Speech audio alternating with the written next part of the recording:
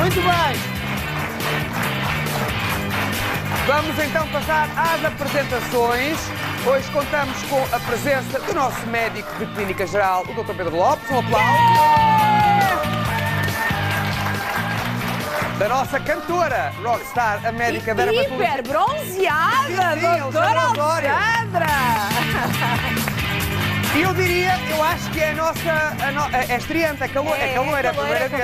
Mas é uma caloira toda gira. Eu estou proibido de me manifestar nesse sentido. Porquê? Porque sim, porque me Tens proibiram. problemas de saúde mental. Muitos. Da nossa médica psiquiatra, Rita Carvalho. Um aplauso para ela. Muito obrigada, bem-vinda, doutora. Bom, vamos a isto? Vamos a isto. Vamos então, como vos dissemos, à primeira doença que vai ser retratada na novela Amor Maior. Como vocês sabem, há um grande empenho que as novelas retratem a realidade, não é? Que retratem a vida das pessoas e por vezes ou melhor, cada vez mais vamos introduzindo nuances, detalhes nas personagens que têm a ver com doenças, patologias, porque as pessoas, a vida real é assim, as pessoas têm esse tipo de problemas. Portanto, vamos conhecer a personagem interpretada por Sofia Sá da Bandeira, que tem um problema.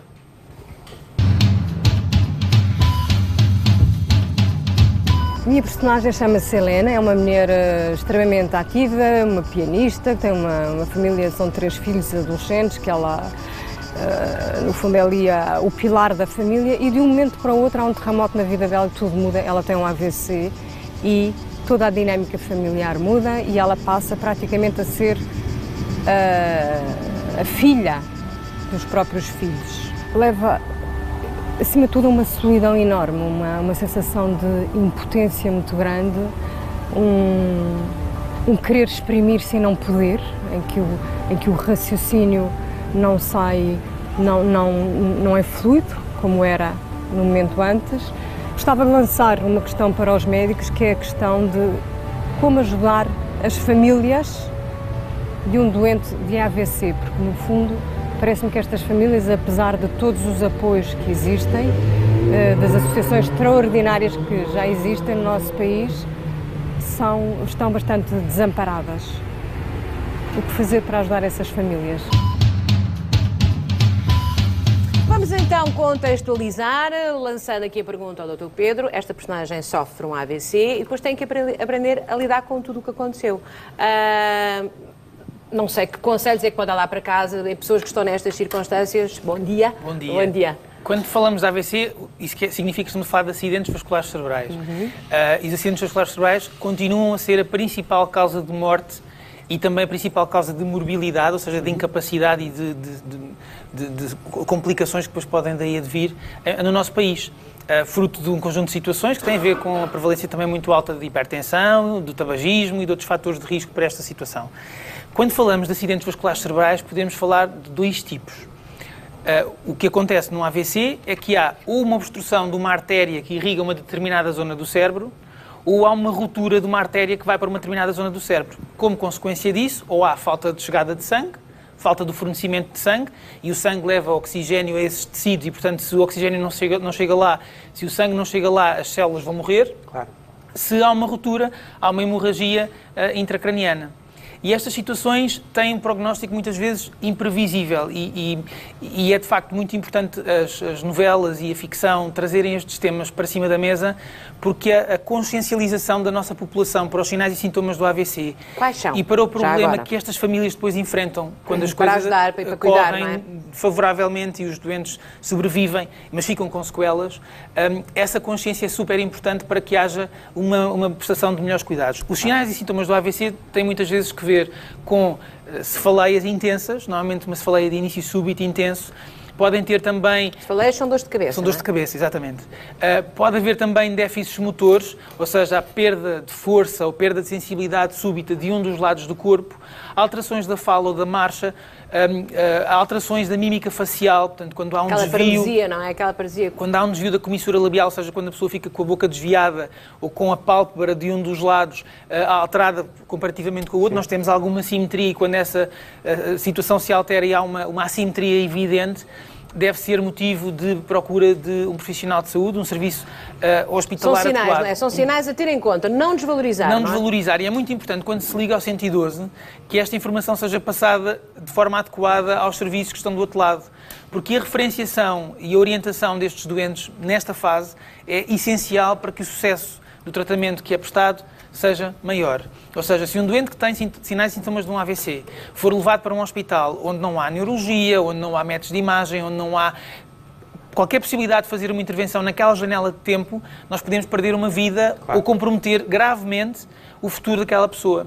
E há hospitais, e temos hoje em dia uma série de serviços hospitalares com redes montadas, que é a Via Verde AVC, para receber estes doentes e prestar o melhor cuidado num curto espaço de tempo.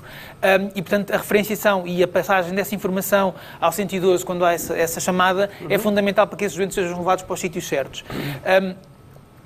Este tipo de acidentes vasculares cerebrais tem sequelas que são imprevisíveis, como eu disse há pouco. É muito importante no pós-AVC apostar-se na recuperação, ou seja, é muito importante que a família tenha consciência das limitações com que aquele familiar ficou e que haja um investimento de tempo, de esforço, para que haja uma recuperação, tanto quanto possível, daquilo que foi perdido. Sejam capacidades motoras ou capacidades cognitivas.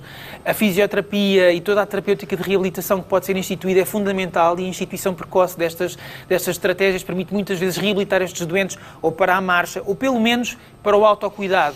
Não há nada pior do que alguém que ainda está, do ponto de vista intelectual, consciente do que se passa à sua volta, sentir que é incapaz de tomar banho sozinho ou de fazer a sua higiene sozinho. Claro. E, portanto, este investimento e este cuidado da família ou de outros cuidadores é fundamental. Ouço muitas vezes a expressão AVC isquémico. Ainda ontem tivemos aqui, o Dr. Pedro esteve cá connosco, graças a Deus, numa história que acabou muito bem, com uma criança muito bonita que esteve ontem connosco. Qual é a diferença entre um e outro? O que é um AVC isquémico? Como eu dizia no início, o isquémico é aquele em que há uma obstrução de uma artéria que leva sangue até aos tecidos cerebrais e, portanto, fruto dessa obstrução deixa de haver o fornecimento de sangue. E, portanto, as células vão morrer. Temos aqui uma imagem. Do lado direito podem observar uma zona a negro que traduz a zona que deixou de ser irrigada e, portanto, são células cerebrais que vão morrer e todas as funções que são dependentes daquela localização, daquela estrutura cerebral, vão ficar comprometidas. Claro. No caso dos AVCs hemorrágicos, há uma ruptura de uma artéria, que pode ser resultado de um aneurisma ou de outro tipo de situação, e vai haver o derramamento de sangue dentro da cavidade craniana e, portanto, em muitas situações a hemorragia é muito extensa, implica drenagem cirúrgica, a neurocirurgia tem que fazer uma intervenção para drenar o sangue que está dentro do crânio. Qual é o tempo, útil? O tempo útil para fazer essa... Exatamente, desde que estes sintomas se começam a sentir até chegarmos ao hospital e isto ser feito para que não exista. Ou seja, qual é a janela de oportunidade para nos estafarmos de um grande problema? As primeiras 6 horas são muito importantes, até porque há algumas terapêuticas, alguns tratamentos que têm como objetivo, no caso do AVC isquémico, ou seja, por obstrução da artéria, que têm como objetivo dissolver o coágulo de sangue que se formou, que podem ser instituídos precocemente e, dessa forma, reverter ou ultrapassar essa obstrução. Claro. No caso do AVC hemorrágico, a mesma coisa, ou seja, se nós tivermos uma abordagem precoce, um diagnóstico precoce, se for uma localização que seja cirurgicamente operável, ou seja, se nós conseguirmos cirurgicamente resolver de alguma forma o foco da hemorragia, ou drenar precocemente uma hemorragia que está a provocar uma compressão, porque a caixa, ao contrário de outros tecidos do nosso corpo, que são tecidos moles, quando nós damos uma pancada num braço ou numa perna, a nossa pele tem elasticidade suficiente para acomodar uma quantidade relativamente grande de sangue e, portanto, faz um hematoma. Agora, o crânio não expande. Não, claro. Estamos a falar de uma estrutura óssea que tem uma caixa, não é? Uma caixa hermética. E, portanto, se houver sangue a sair de um vaso sanguíneo com pressão, vai comprimir estruturas cerebrais e, portanto, vai haver um conjunto de sequelas imediatas que resultam da compressão dessas estruturas e podem recuperar ou não. Portanto, a compressão em si pode depois provocar outras lesões que são graves, porque se a compressão for durante muito tempo, o sofrimento que é induzido a essas estruturas cerebrais pode ser grave. E, portanto, a drenagem, no caso dos hematomas muito extensos, é muito importante. E depois há uma variabilidade muito grande, ou seja, a mesma hemorragia com a mesma quantidade de sangue, dependendo das condições de base da pessoa, se for uma pessoa mais jovem, com menos fatores de risco, terá um melhor prognóstico. Se for uma pessoa mais idosa, que eventualmente possa estar anticoagulada, ou seja, a fazer medicação para o sangue ficar mais fluido, ou que possa ter outro tipo de complicações, o prognóstico pode ser mais desfavorável. E, portanto, a referenciação precoce e a instituição das medidas certas no momento certo faz toda a diferença. E dizer logo a medicação, sobretudo, não é? Quando está ao telefone a dizer que... Às vezes nós temos, muita gente faz medicação crónica e estes doentes normalmente são pessoas mais acima dos 50 anos, 60 anos e fazem outras medicações. Não deixem de ter uma lista com os nomes dos medicamentos, porque muitas vezes, se isso acontecer, podem não estar em condições de comunicar com os profissionais de saúde que terapêuticas é que fazem. E é completamente diferente se for um doente anticoagulado ou não, ou se fizer antiagregantes plaquetários ou não, se fizer outro tipo de terapêutica que possa interferir de alguma forma com os tratamentos que se possam fazer nesta fase. Eu digo sempre aos meus familiares, ponham isso sempre ao pé do cartão de cidadão ou cartão do utente. Claro. Atrás do cartão do utente ou então ali ao pé, escrever, no primeiro estar ali, logo ali. Muito bem, vamos então prosseguir. Temos outras doenças então que hoje vamos tirar da ficção para o real, mas elas existem, não é? Na vida de muitas pessoas. 760, 100, 300 é absolutamente real, não tem nada de ficção. 5.000 euros para dar hoje e gostamos de dar 5.000 euros porque sentimos que faz efetivamente diferença na vida de quem recebe estes prémios. Aliás, agora até damos aqueles 500 euros e falamos com mais pessoas e temos essa sensação mais presente como às vezes até um montante bem mais pequeno do que este dá tanta alegria e parece que é assim uma espécie de raio de sol numa manhã muito cinzenta. 5.000 euros hoje, prémio do dia, 10.000 depois para a tarde, é uma sexta-feira mágica, não se esqueçam, não é preciso fazer perguntas nenhumas, não há cá furos, não há nada. 760, 100, 300, ao fim da manhã estamos a dar este dinheiro. Vamos então passar à próxima doença que tiramos então da ficção. Exatamente, vamos prosseguir então. Esta doença que vamos falar agora e que vai ser abordada na nova novela da SIC Amor Maior, chama-se Esquizofrenia e será interpretada pela nossa atriz Vitória Guerra. Vamos ver.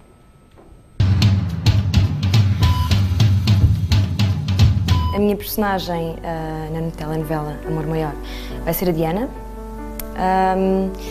A Diana é uma jovem de 20 e poucos anos que é muito perfeccionista, está a estudar. A Diana sofre de esquizofrenia, que é uma coisa que só se vai perceber mais para a frente na novela, mais especificamente de esquizofrenia paranoide, que, pelo que eu percebi, não é? É uma esquizofrenia em que ela acha que está a ser perseguida, acha que está toda a gente contra ela e que vai ser utilizada como rato de laboratório e utilizada para testes. Não é fácil, não é fácil. É mesmo muito, muito difícil e tenho noção que é provavelmente das doenças mais violentas do mundo, porque estas pessoas não são incompreendidas. É tão real aquilo que elas estão a sentir. As vozes são tão reais, o medo é tão real que é difícil explicar ao pai, à mãe, aos amigos, então isolam-se. E eu gostaria muito de saber quais são essas pequenas características ou o que é que devemos estar atentos para saber e se calhar evitar surtos psicóticos e que tipo de atitudes é que a pessoa tem e que devemos prestar atenção para reconhecer melhor esta doença. Muito bem, se calhar pegávamos aqui nas palavras da Vitória. Que características são estas, doutora Rita? Bom dia. Bom dia, primeiro. De facto, a esquizofrenia é uma doença psiquiátrica grave, muito complexa, mas que afeta cerca de 1% da população mundial e que, assim, de uma forma muito genérica, se caracteriza por uma perda de contacto com a realidade. A esquizofrenia causa alterações, sobretudo, ao nível do pensamento, dos afetos, da percepção e do comportamento. E estas alterações levam a uma constelação de sinais e sintomas que têm uma repercussão muito importante no funcionamento global da pessoa e daí a sua importância. Não existe uma causa para a esquizofrenia. Portanto, qualquer um de nós, um dia destes, pode acontecer. Não é bem assim também. Não é bem assim. Normalmente é na adolescência ou ao princípio do... Exatamente. Normalmente, já estás fora desse Normalmente a doença surge no final da adolescência ou no início da idade adulta, sendo que surge mais precocemente nos rapazes. Entre os 20 e os 25 anos. E as raparigas entre os 25 e os 30, sendo que depois há um segundo pico mais na idade média. Na idade de... Na idade à frente. Nós percebemos. Na idade média, esquizofrénicos vão ter a vida muito difícil. Em relação às causas, como eu estava a dizer, não existe uma causa para a esquizofrenia. Existe sim uma multiplicidade de fatores que concorrem entre si, que podem interagir e levar ao desenvolvimento da doença. Mas é uma doença que é genética, não é? Nasce com a pessoa, Um dos fatores mais importantes é, de facto, a genética. No entanto, não se herda a esquizofrenia. Herda-se, sim, uma suscetibilidade para vir a ter a doença. Portanto, pessoas que tenham... Digamos, depois é a vida da pessoa, é o meio ambiente que pode... Exatamente. Que acabam por expulsar. Há um muito importante, que a doutora deve falar. Sim. Vamos lá. Portanto, como eu estava a dizer... Desculpa interrompermos. Não tem mal, não tem mal. Não tem mal. Pessoas que muito maus tenham alunos. familiares com esquizofrenia, familiares próximos, pais, tios, avós, primos, têm uma maior probabilidade de vir a ter a doença. No entanto, isto é só, de facto, uma probabilidade, porque não há nenhum fator que, por si só, que se estiver presente, determine a doença. Okay. Portanto, estes fatores genéticos vão, de facto, interagir com fatores ambientais. E esses fatores ambientais, que já são identificados como estando associados à esquizofrenia, são idade paterna avançada, complicações na gravidez, como infecções virais, por exemplo, complicações mais na altura do parto, por exemplo, prematuridade, baixo peso ao nascer, dificuldades na oxigenação no momento do parto. E depois há um outro fator que é importantíssimo e que deve ser mencionado, que é o consumo de drogas. Aí está, era esse. Portanto, em indivíduos que já estejam... Não é? Esse é o tal trigger, Sim, não é? pode ser. Em indivíduos que já tenham esta suscetibilidade, o consumo de drogas e mais especificamente do cannabis, pode então despoltar a doença. Claro. Que é o caso da personagem? Não sei exatamente, julgo que não. Estavas a apontar para mim?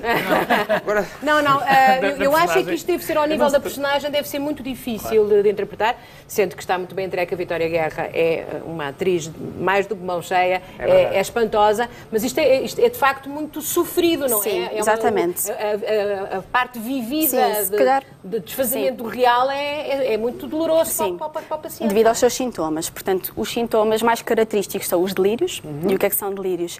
Os delírios são crenças a ideias falsas, portanto que não são reais, mas que não cedem à argumentação lógica. Ou seja, por mais que tentemos estar a explicar à pessoa que aquilo não é verdade ou que até é mesmo impossível, a pessoa vai manter aquela crença naquela ideia. Esta ideia também não pode ser compreendida no seu contexto social, cultural ou religioso.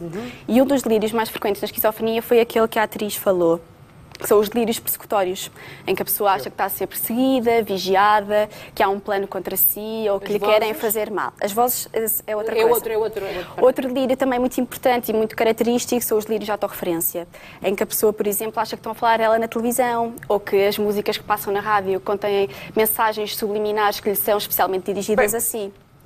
Isto é frequente. Eu lembro-me de uma personagem que o Mel Gibson fez, lembras-te? Não era o Mel Gibson. Não era o... Era Russell Crowe. Era o Russell Crowe. Não, era o Mel Gibson. Era mesmo também. que ele apanhava mensagens nos jornais e criou uma teoria da conspiração. Que era o Nash. Pois era verdade. Que fez um filme que interpretado pelo Russell Crowe, Mente Brilhante. Exatamente. Era isso, não era? Era um Exatamente. Pronto, o outro sintoma são, de facto, as alucinações. As alucinações podem ocorrer em qualquer modalidade sensorial, mas de longe as mais frequentes na esquizofrenia são as alucinações auditivas, aquilo que vulgarmente dizemos como ouvir vozes.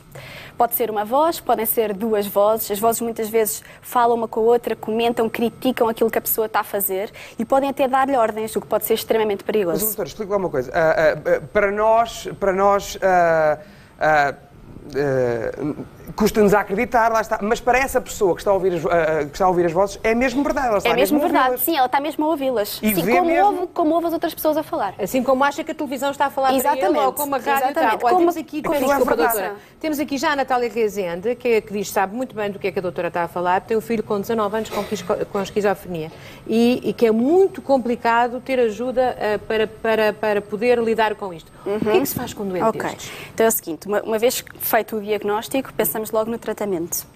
E o tratamento da esquizofrenia é sempre com medicação, é obrigatório, quer seja sob a forma de comprimidos ou injeções, mas de facto a medicação é a chave para manter a pessoa o mais possível livre de sintomas. Equilibrada e, sobretudo, prevenir recaídas e prevenir descompensações, porque cada vez que há uma descompensação, e muitas vezes com necessidade de haver um internamento hospitalar, é mais difícil recuperar o nível de funcionamento prévio e, portanto, há uma deterioração progressiva. Mas é até ao fim da vida?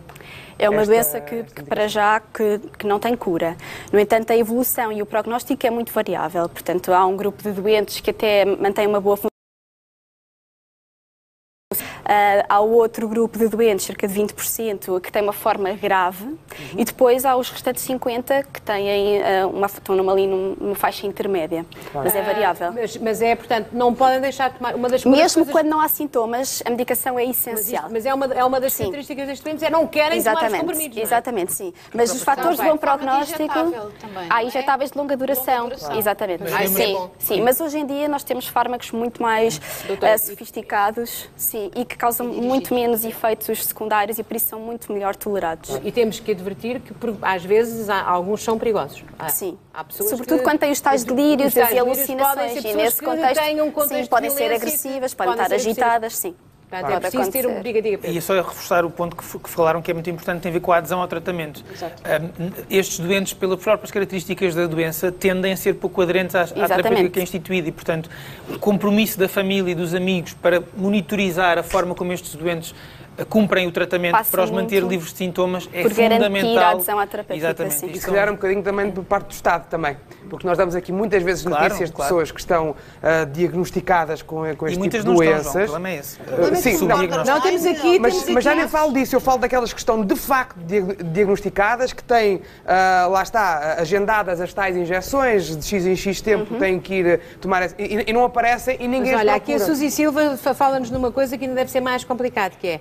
Tem um vizinho, ex-toxicodependente, sofre de esquizofrenia, perseguição, etc. Vive com os pais, espalha o medo na família, mas nem ele nem os pais aceitam que ele tenha a doença. Pois. Porque isso é outro problema também, que é os pais não... Vale a pena também fazer intervenções familiares, que passam também a fazer psicoeducação, explicar o que é a doença, o que são os sintomas, o que é da doença, o que é que não é, o que é que se pode fazer. E há também grupos familiares, grupos de interajuda, de partilha. Isto para uma família é muito complicado. É muito complicado gerir. É um stress. Nessa família, muitas vezes, existe um pai ou uma mãe que pode ter um traço borderline com estas características, ou há alterações também do comportamento e de funcionamento que também não é normal nas outras famílias e ali há patológica, não é? Exatamente. Essas pessoas perdem o emprego, o desemprego depois agrava socialmente toda a condição daquela família. Exatamente. E, portanto, esta perda de funcionalidade não só social, mas também várias áreas, sim, social, laboral também, sim. São determinantes para depois E há outros que podem ser perfeitamente funcionais. Também conheço um caso perfeitamente funcionais. Sim, normalmente as mulheres têm melhor prognóstico, têm uma melhor funcionalidade. Anos, mas completamente controlado, não... Sim, depende também da resposta ao tratamento, de se garante a adesão ao tratamento, depois ter um bom suporte familiar, também é importante. É o caso. Muito bem, portanto é muito importante aqui as famílias, não é? Não há dúvida nenhuma. Bom, temos aqui já uma série de pessoas a fazer alguns comentários sobre o tema e outros. Hoje estamos a começar aqui com as doenças que vêm da ficção, depois ainda vamos tentar responder. O Dr. Pedro costuma ser sempre muito despachado a fazer aqui a parte da ata, da ata para o Facebook, mas já lá vamos. Agora, 760, 100, 300, prémio do dia, 5 mil euros é um prémio fantástico nesta sexta-feira mágica, 10 mil euros à tarde, num dia todo dedicado à nossa estreia de segunda-feira, que é o Amor Maior, novela fantástica que vamos iniciar então na segunda-feira. Hoje, mas mantemos aqui as nossas rotinas habituais, porque sabemos que o público gosta. Aqui um prémio maravilhoso e a informação médica que as pessoas se habituaram à sexta-feira. Portanto, aqui estamos, 5 mil euros de manhã, 10 mil à tarde e o 760, 100, 300 à vossa disposição. Vamos então passar a mais uma doença que vem da ficção. O próximo, é melhor já ao depoimento, quem vem e explicar-nos de que é que sofre.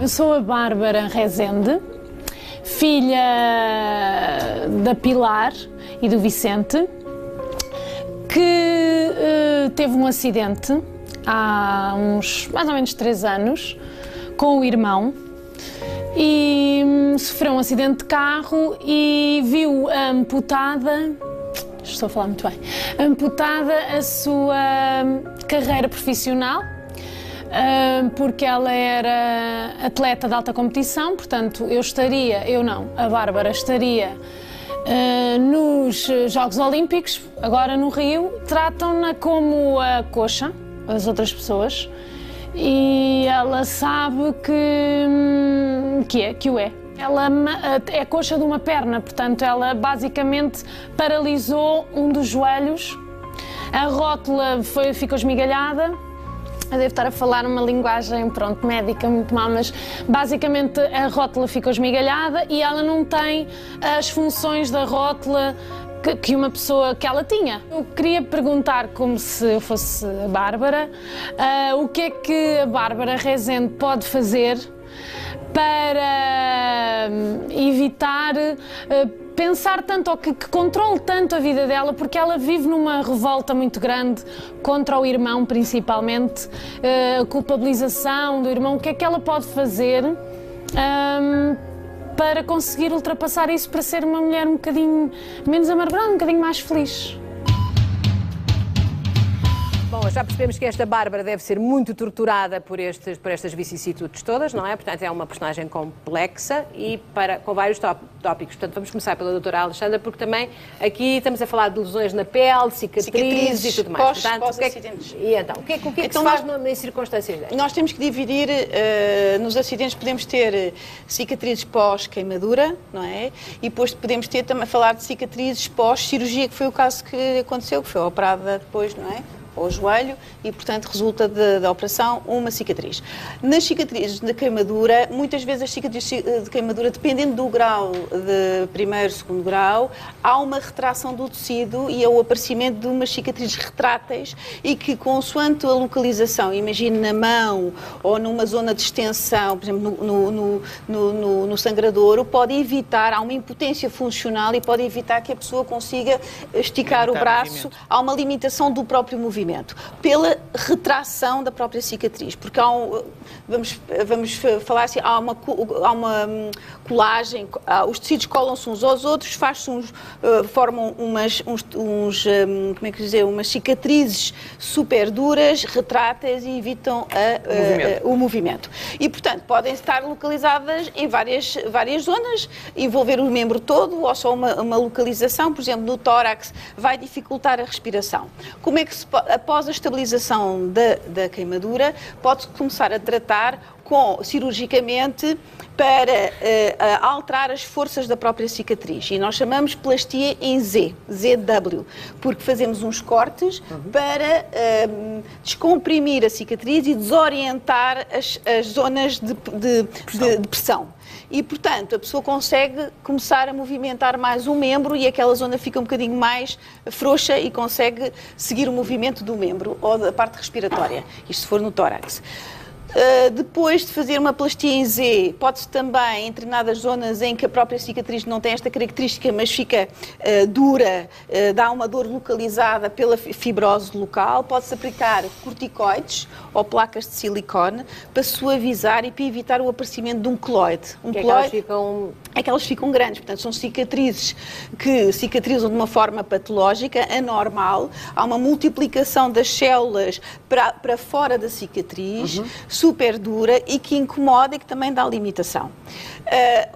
Ultimamente também pode-se aplicar, além dos corticoides locais e o silicone, pode-se fazer carboxiterapia, que é a injeção de dióxido de carbono debaixo da pele com umas picadinhas. O dióxido de carbono vai-se ligar à água do tecido e transforma-se em oxigênio.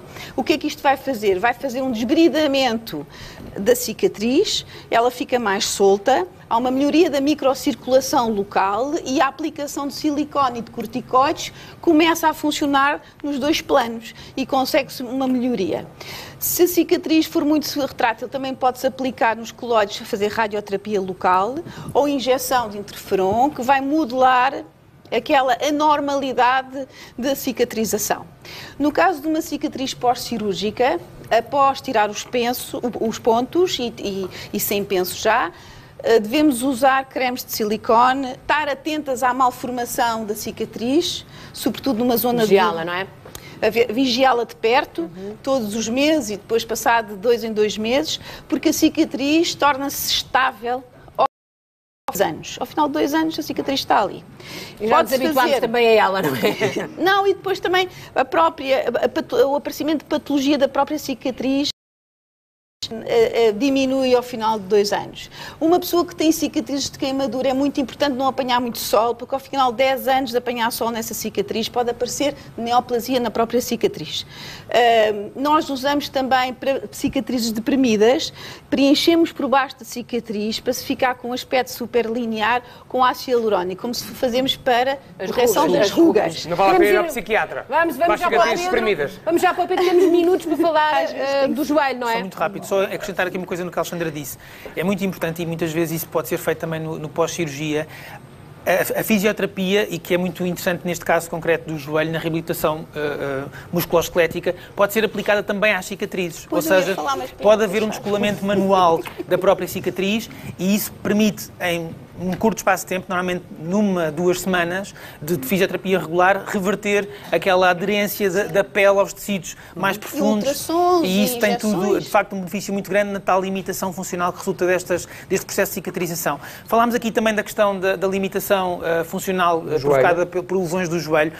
O joelho, temos aqui um modelo anatómico, eu vou pôr na mesma orientação que tenho aqui esta imagem grande, mas é uma articulação super importante do nosso corpo, porque é uma das articulações que está envolvida no processo da marcha. Nós, para andarmos, precisamos da mobilidade do joelho e, portanto, esta mobilidade que é conseguida por um conjunto de estruturas ligamentosas que existem a unir o fémur, a tíbia, a própria rótula, são essenciais. E quando existe lesão, quer destas estruturas ligamentosas que vemos aqui a castanha, vou usar aqui o desenho, se a Sofia conseguir dar esta imagem era bom.